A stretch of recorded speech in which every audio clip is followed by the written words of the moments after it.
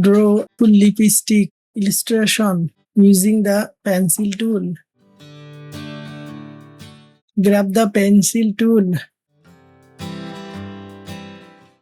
and start sketching the outline of the lipstick.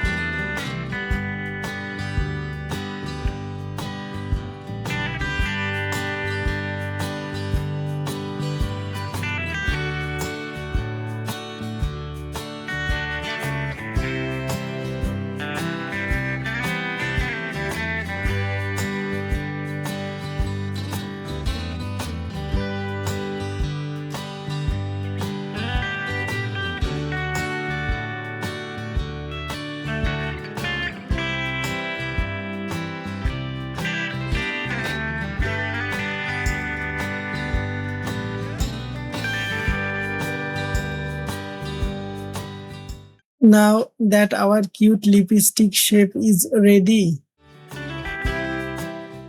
select the light paint bucket tool. Choose your favorite color and start filling in the design to make it vibrant and eye-catching.